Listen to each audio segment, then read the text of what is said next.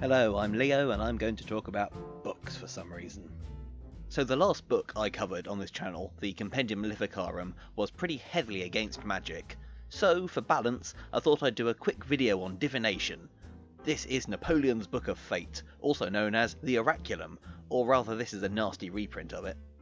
The story goes that in 1801, Napoleon's expedition to Egypt found a mysterious sacred scroll called the Roll of Man's Fate, and they kept it for Napoleon's eyes only. Napoleon became convinced of its power and had it translated from hieroglyphics into German to keep it secret from the other Frenchmen in Napoleon's company. And in 1813, Napoleon retreated from the battlefield and left the translation behind in his camp, where it was captured by Prussian forces. A Prussian officer sold it to a wounded French prisoner of war who intended to return it to Napoleon to gain favour, but the prisoner died after surgery. The prisoner had written a will that intended to see the manuscript sent to Napoleon, but by the time it could be carried out, Napoleon had been captured and imprisoned. And so, along with all of Napoleon's other possessions, it fell into possession of his wife, Empress Marie-Louise, and Napoleon died before she could reunite him with his oracle and everything else, like his empire. The Empress then gave permission to the manuscript's original German translator for publication in English. There's one main problem with that story though, because the Oracle is a clear knockoff of Cornelius Agrippa's 16th century German book, The Lady's Oracle. So, somewhere in the Napoleon story, someone snuck in a rebranded German text into circulation under the guise of this ancient Egyptian magic scroll. Seeing as the original translator was German, and he was the one to eventually publish the book, the simplest assumption is that after Napoleon's death he invented a backstory about Egypt, the emperor, the German text that was for their eyes only, the Prussians, the prisoner, the will, the license to translate, and it was all a flashy bit of misdirection, just to sell this old German book in English. That being said, I did say this video was to balance out the witch hunting last time, so let's extend the benefit of the doubt. Maybe this is just so true that both the ancient Egyptians and Cornelius Agrippa discovered it independently, like some kind of mystical peer review system. So the book itself, taken at face value, it opens, just after the contents here, with a modern publisher's preface, and then with a history and an analysis of that history, and then an outline, and then the original begins with a dedication and another preface and some accounts of ancient oracles, and when you've finally gone past the 7 different introductions, you reach the translation itself. Obviously there's no introduction from the editor because they're hiding their face in shame at these 34 pages of redundant mess. The text is attributed to Belapsis, who's not mentioned in any other historical text and might not be real, but I'm feigning belief, so let's ignore that. Belapsis says that Osiris on his throne of clouds, which isn't imagery that appears elsewhere in his mythology, but we'll ignore that, commits this knowledge to safekeeping of his worshippers.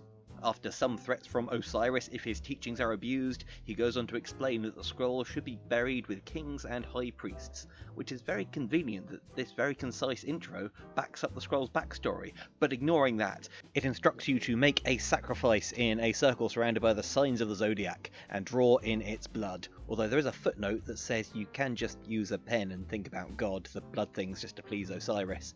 And that sounds much more consumer friendly and likely to make you a bestseller.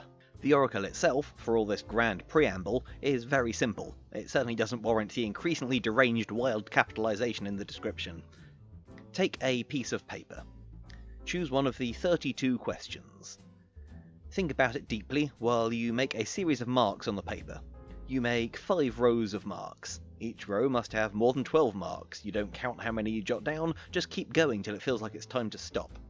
You then count up the marks on each row. If the number is odd, draw 1 star next to it. If it's even, draw 2 stars.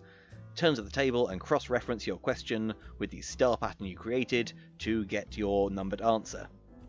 Okay, let's give this thing a whirl. We go and we pick a question. Let me see. The particulars: who will marry? Will the prisoner be released? Will I live to an old age? Will I travel to a far off land? Will I be involved in litigation? Okay, shall I be involved in litigation? And if so, shall I gain or lose my cause?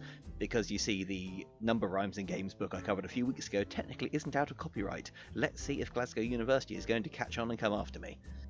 So let's begin my arts and crafts section. So take my pen, take my piece of paper, and 5 rows of more than 12 marks. Here we go. Pom pom pom pom pom pom pom pom pom. Let's speed this up for you because this will be terribly dull to watch. So thinking deeply on the nature of my question and not looking at what I'm doing. All done.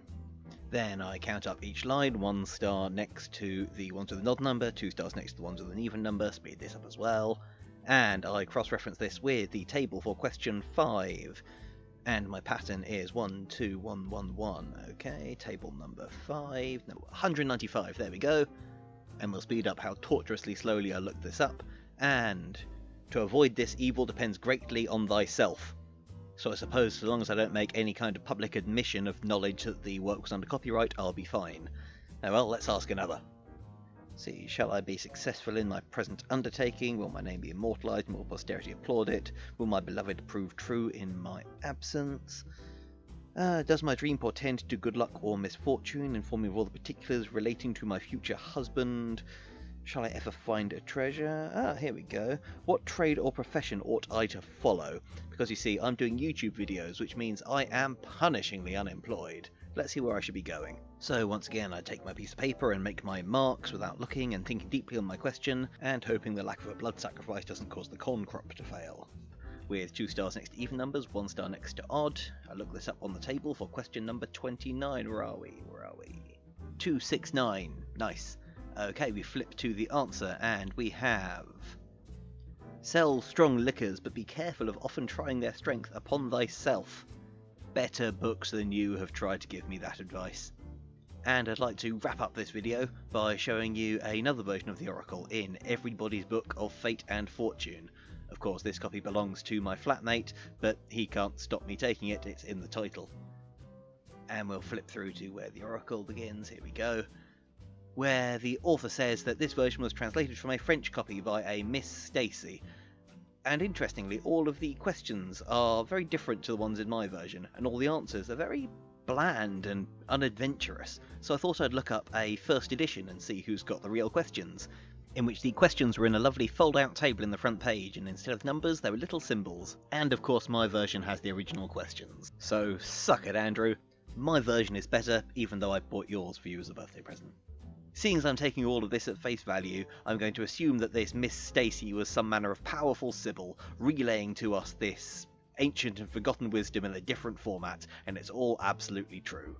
Now, I would go on and do a few more predictions for you, but I recommend you go and have a go yourself. It's pointless me trying more, because as the book says, if you keep trying over and over again, it's a kind of psychic masturbation. I guess it makes the inner eye go blind. And that's all. Thanks for listening. I'll try not to leave such a big gap between this video and the next one.